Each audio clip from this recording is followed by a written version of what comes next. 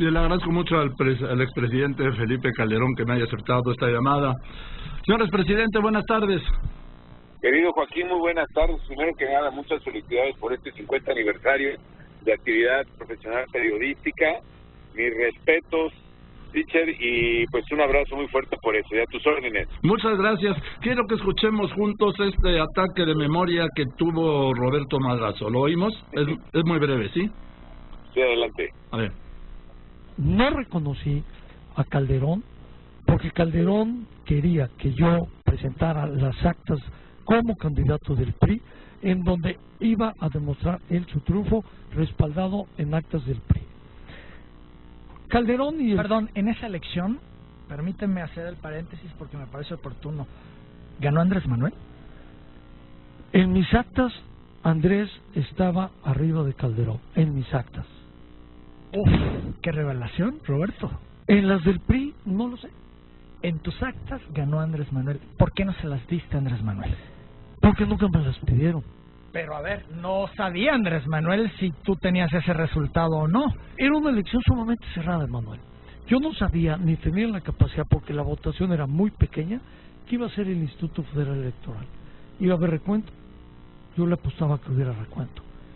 Si el IFE hubiera tomado la decisión de hacer recuento como exigía una parte de la oposición que contendía, casilla por casilla y voto por voto, yo sabía que podía hacer un recuento favorable para López Obrador. Pero esa no era mi lucha.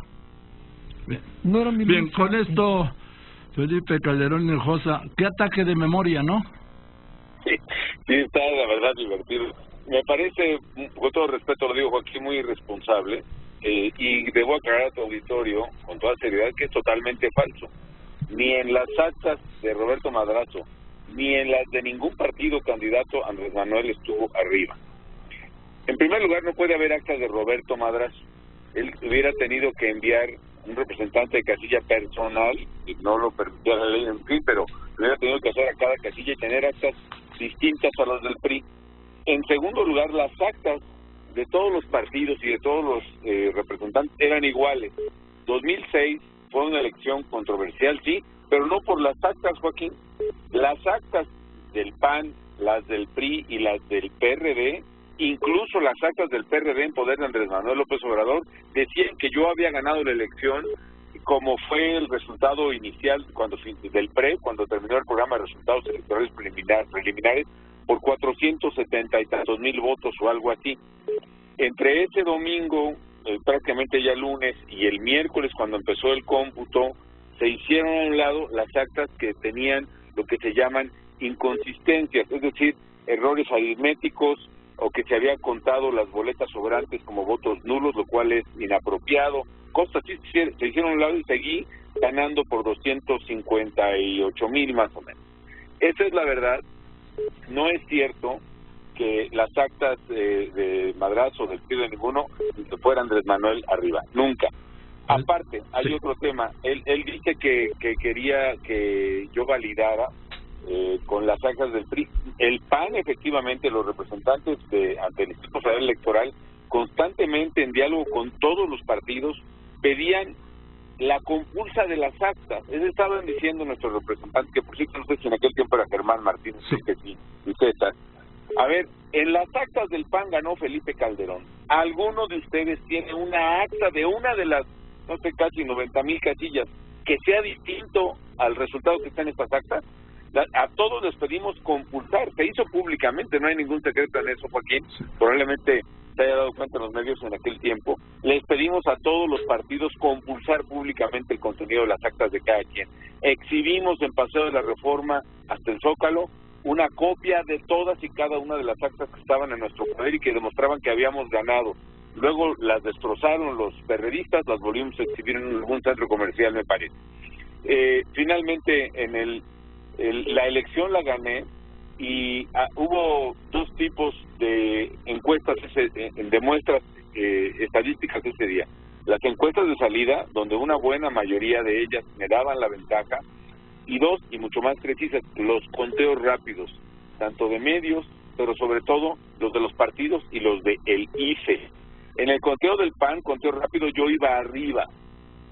En el conteo del IFE también yo gané, Joaquín, algo que no se dijo esa noche y creo que entendible y con muy buena intención y con cierto criterio técnico, pero que le hizo un enorme daño al país porque sembró la duda sobre mi victoria y eso permitió irresponsablemente a quienes perdieron hacer una asonada, una intentona de golpe de Estado que incluso quisieron culminar con impidiendo mi toma de posesión, cosa que no lograron. Pero el propio Luis Carlos Ugalde, a quien yo aprecio y estimo, en su libro que se llama Así lo viví, dice en su página 10 que los técnicos estadísticos entregaron el resultado del conteo rápido del IFE a las 11 de la noche del 2 de julio y que yo había ganado. Por un margen pequeño sí, pero que yo había ganado y no se atrevieron a dárselo a conocer al público. Y luego, Ana Cristina Covarrubias, encuestadora de Andrés Manuel López Obrador, reconoció a un colega tuyo, periodista, que en el conteo rápido de Ana Cristina Covarrubias a las 12:15 de la noche había ganado yo también 37-36, algo que refrenda poco después en otro libro Carlos Tello que se llama El 2 de julio, de manera tal que en las actas, en el conteo rápido, en el cómputo distrital, en las encuestas de salida, y en el conteo rápido de los 3 partidos políticos y del INE, yo gané limpiamente la elección del 2 de julio. Por un estrecho margen sí, pero la gané. Me parece irresponsable que sin fundamento se venga a decir una cosa que es contraria a la verdad. Ahora, también dice que como Felipe Calderón no quiso validar, que como Roberto Madrazo no quiso validar con sus actas el triunfo de Felipe Calderón, le fabricó las mentiras como el maratón de Berlín. O sea, un argumento muy sólido. Oye, eso se me hace un puntadón, Joaquín, qué barbaridad, ¿no? Qué tontería más grande, Dios mío.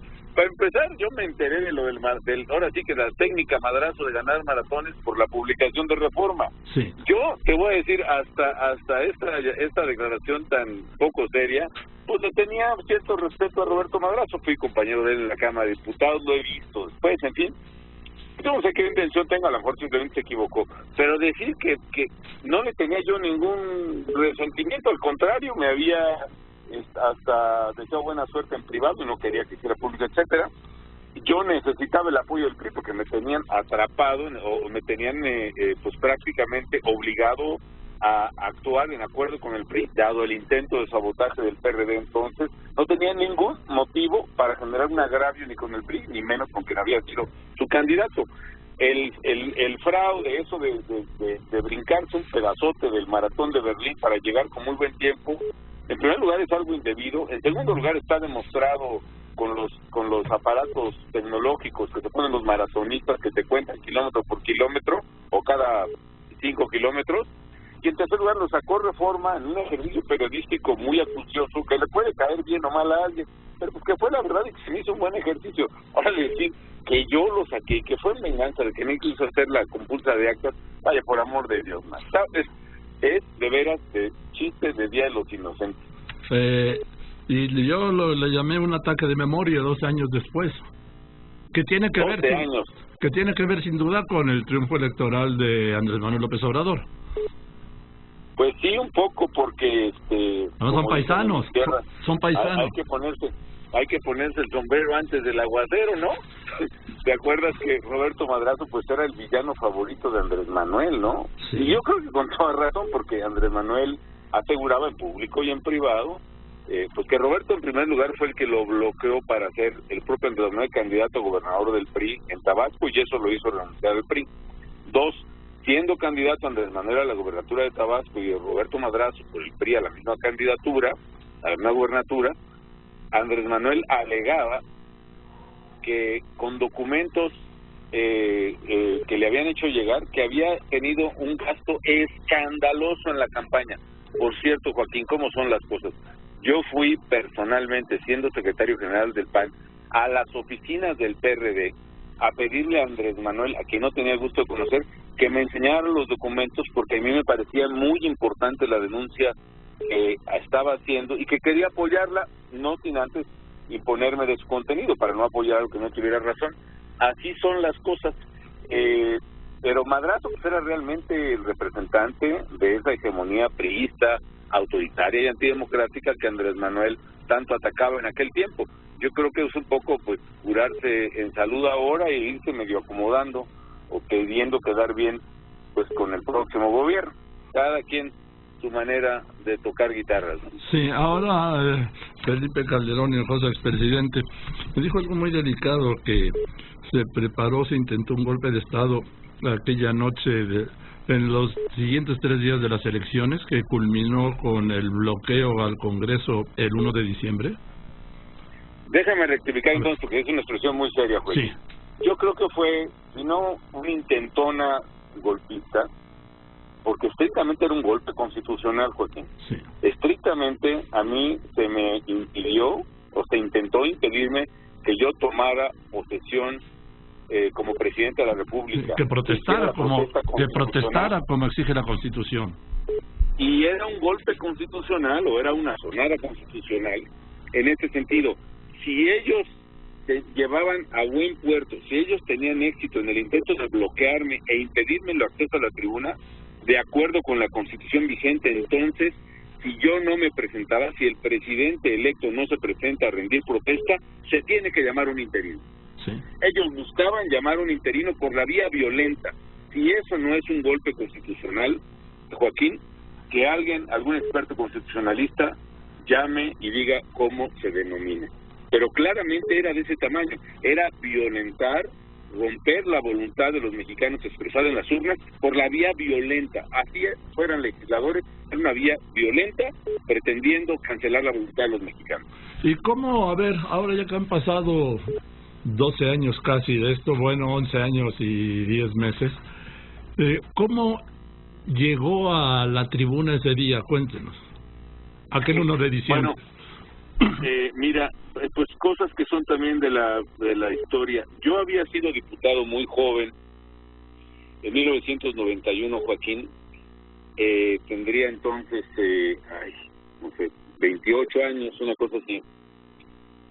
Y pues era, pues como dicen en español, lo digo porque en francés no existe, era el infante terrible del PAN, ¿no? Y me subía a los debates que quería y etcétera, etcétera. Y yo creo que estaban un poquito entre cansados y aterrados de mí los coordinadores parlamentarios, tanto Diego Fernández del PAN como Fernando Ortiz Arana del PRI. Entonces decidieron ponerme de vicepresidente de la mesa. En aquel entonces, recordarás, se rotaban las mesas, sí, las mesas del Congreso, una presidencia cada mes con varias vicepresidencias. Me pusieron como vicepresidente del PAN, que le daban una, en este caso al PAN y otra al PRD, como para tenerme quieto ahí en la técnicamente llamada la periquera, ¿no? Y efectivamente yo estaba quieto porque yo levantaba las actas, pasaba lista, estaba atento a los oradores, etcétera. Me gustaba el debate parlamentario, pero ahora teniendo que controlar el debate, hice lo que por cierto no ocurrió el día de ayer en la Cámara, tomar mi papel como miembro de la mesa directiva y no como uno de los diputados que debaten. Bueno, en eso el presidente Salinas envió a la Cámara 2 iniciativas de reforma constitucional muy importantes: la reforma en materia de agraria del 27 constitucional y la reforma en materia de relación Iglesia-Estado, mismas que se empezaron a complicar incluso en el PRI, la parte del artículo 27, porque el sector campesino comenzaba a protestar y había el miedo de que no dejaran pasar la reforma del 27, y en materia Iglesia-Estado, pues la parte más, aquella vertiente masónica que entonces era muy fuerte del PRI, también estaba medio respingando. Entonces había que pasar rápido a esas reformas a discusión y votación, pero resulta que quien era presidente de la Cámara era un líder obrero del PRI, obviamente, que pues con fuerza política en el PRI y en la CTM, pero que no tenía ningún conocimiento ni manejo parlamentario. Entonces, tanto Diego como Ortiz Arana me dijeron pues, que si podían confiar en mí. Entonces, este diputado pues se fue o lo fueron de viaje, y yo presidí como vicepresidente, en funciones de presidente, los debates del 27 y del 130, unos debates larguísimos, y la verdad me apliqué a fondo con el reglamento y fue un buen debate parlamentario. Ahora digo esto porque eso me permitió conocer por primera vez las oficinas del presidente de la Cámara, que están atrás de la tribuna, el llamado Salón Tras Banderas, donde hay pues escritorio, mesa de juntas, un pequeño salón de descanso, un baño, y conocí curiosamente una puerta medio escondida, una puerta no escondida, pero ya esas que son puertas no aparentes que se abren con un empujón, digamos, en el tapiz de la pared, que daba directamente a la sala de prensa de la Cámara de Diputados y luego hasta el estacionamiento del presidente de la Cámara. Le dije, pues caray, esto está como en las películas, ¿no? Efectivamente me divertí mucho con esto, y ya años después, cuando me di cuenta que me iban a bloquear en la Cámara, este bloqueo anticonstitucional, yo le pedí a la gente del Estado Mayor, que me hacía el favor de cuidarme después de que fui presidente electo, que por favor aseguraran esa puerta que daba al estacionamiento de la presidencia de la Cámara. Y desde septiembre, cuando Fox no pudo entregar su informe de gobierno, yo le pedí al Estado Mayor que cuidara ese acceso. Y se cuidó ese acceso con mucha diligencia, vamos, de manera tal que cuando el PRD encadenó las puertas de la Cámara el 1 de diciembre, y incluso empezaron a golpear a algunos legisladores del PAN, yo entré por la puerta del estacionamiento de la presidencia, crucé la sala de prensa de la Cámara de Diputados, entré por esa puerta muy discreta a la oficina del presidente de la Cámara, y de ahí a la tribuna de la Cámara de Diputados.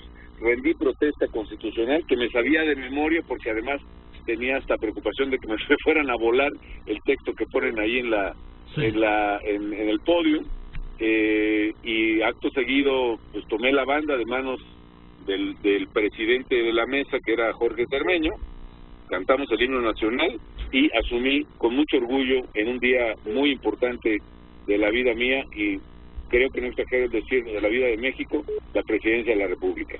Porque yo recuerdo perfecto, yo estaba transmitiendo y la cama del recinto estaba cerrado con cadenas y candados. Sí, y ya una cosa muy peligrosa. Sí, ya se habían dado. Además había rumores de que habían introducido pues incluso armas, o por lo menos armas punzocortantes, y había el rumor no confirmado, por cierto, de que incluso algún explosivo, que finalmente nunca se confirmó eso. Pero efectivamente. Y de repente y estábamos en la duda cómo va a entrar, no puede entrar por aquí, y de repente ¡pum!, apareció como un prestidigitador, Felipe Calderón, con... La verdad, Joaquín, ¿sí?, es que yo no hubiera entrado si no hubiera tenido esta experiencia inesperada para mí a mis 28, 29 años, de vicepresidente en funciones de presidente en aquellos debates de 1991.